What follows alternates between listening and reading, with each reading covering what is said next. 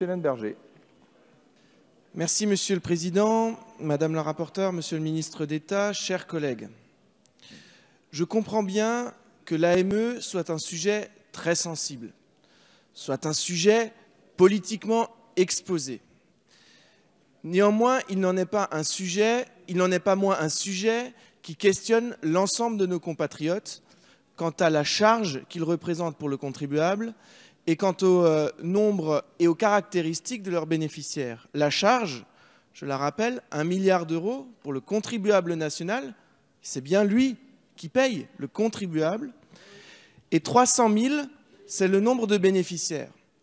Alors, c'est un nombre important, et il est d'autant plus important quand on rentre dans la qualification de ce nombre, puisqu'il s'agit uniquement d'étrangers en situation irrégulière, c'est-à-dire de clandestins, illégalement présents sur le territoire ou déboutés du droit d'asile et encore présents sur le territoire.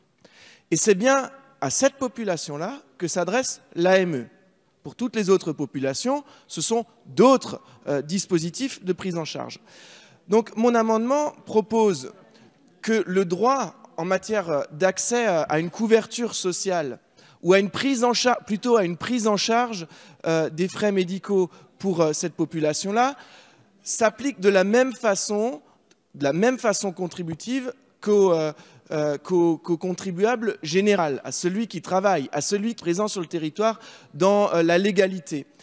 Et je vous propose donc d'instaurer une franchise de l'ordre de 120 € par an pour l'accès à l'AME. Pourquoi 120 €? Parce que c'est l'équivalent de ce qu'on peut ramener à un contribuable normal qui, pour la moindre consultation chez un généraliste, paye 1 €. Ça semble à peu près normal qu'on applique les mêmes proportions à des bénéficiaires de l'AME, soit 120 € par an. Beaucoup. Le 109, Monsieur Schellenberger. Oui, merci Monsieur le Président. Cet amendement s'inscrit dans la même logique que l'amendement précédent que j'ai présenté, dont j'ai quand même surpris de la réaction de la majorité, parce que quand on parle de chiffres de grande échelle, on a parfois du mal à se représenter ce que ça peut faire individuellement, ramener à l'individu 1 milliard d'euros par an pour 300 000 bénéficiaires, ça fait à peu près un panier de soins de 3 500 € par bénéficiaire en moyenne. C'est quand même un chiffre conséquent. Imaginez qu'on demande 120 € d'accès à ce service ne me semble pas complètement aberrant, bien au contraire.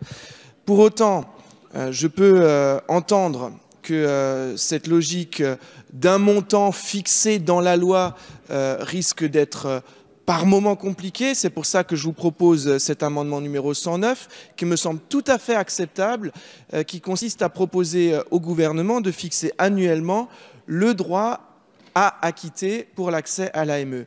Là aussi, ce n'est pas une innovation, ce n'est pas une révolution, ce n'est pas quelque chose de complètement inhumain, puisque c'est cette existence d'un droit d'accès à l'AME existait jusqu'en 2012. Il revient donc simplement de revenir à la situation antérieure, à celle d'un dérapage complètement incontrôlé de la dépense publique sur l'AME.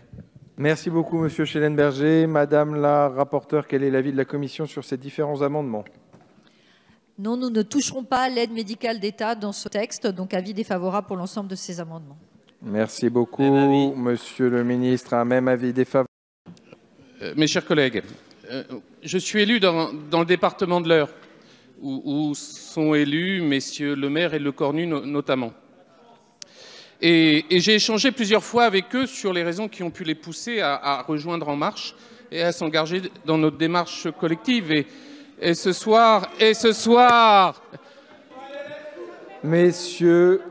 Messieurs, parce que c'est messieurs les Républicains qui... Et ce soir, je comprends mieux... Soyez un peu respectueux de la parole des autres, s'il vous plaît. Et ce soir, je comprends mieux ce qu'ils voulaient exprimer.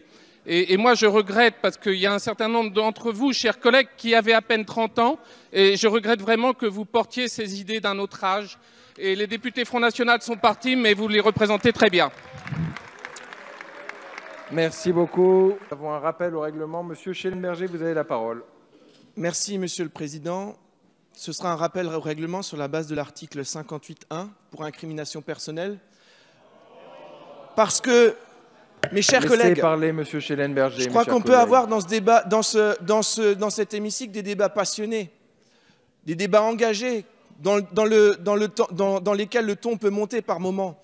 Mais entendre qu'il y aurait deux sortes de députés, des députés jeunes de moins de 30 ans et d'autres qui seraient légitimes à s'exprimer sur tout et n'importe quoi, hors de question.